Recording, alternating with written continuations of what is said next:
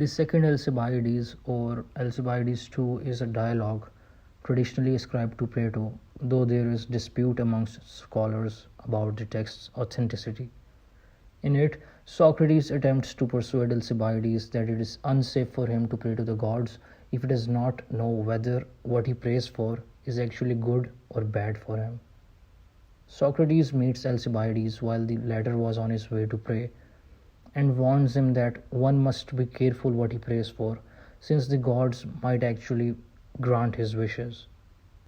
Alcibiades replies that one must be mad to pray for something harmful, but Socrates corrects him by saying that if ignorance was equated to madness, and considering the ignorant are so many, they would be in grave danger with all these lunatics running around. Rather, madness and ignorance are subsets of a larger thing, which is the opposite of wisdom.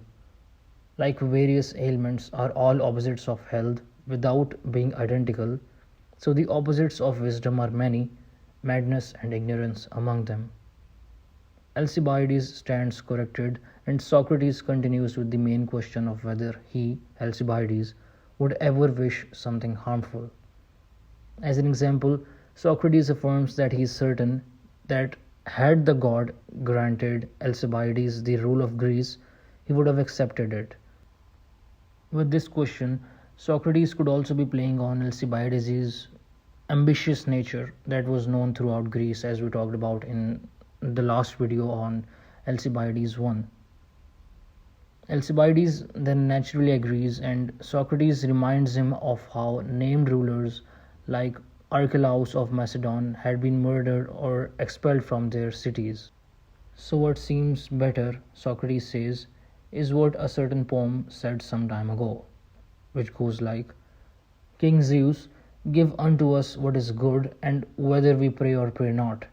But what is grievous, even if we pray for it, do thou avert.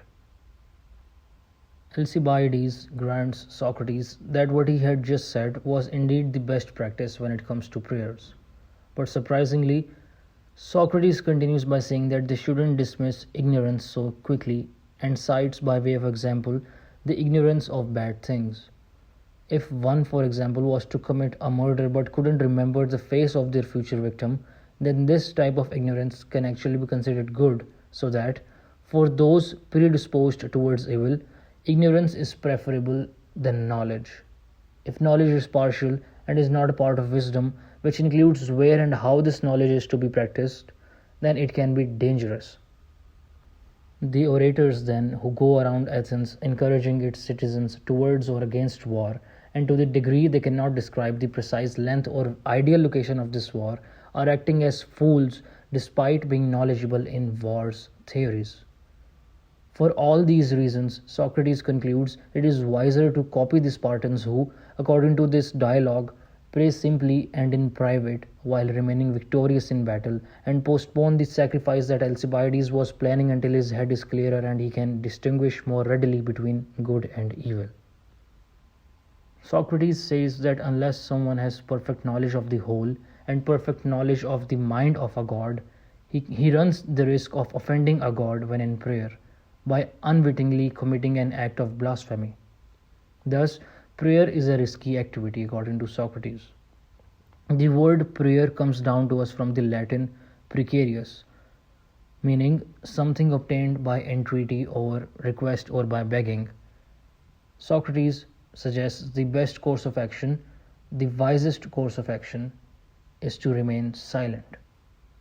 Alcibiades agrees and thanks Socrates, offering his garland crown to him, which Socrates accepts and recalls of a similar in one of the plays of Euripides, where the seer is likewise crowned for his wisdom, while the wave-tossed king considered it a good omen.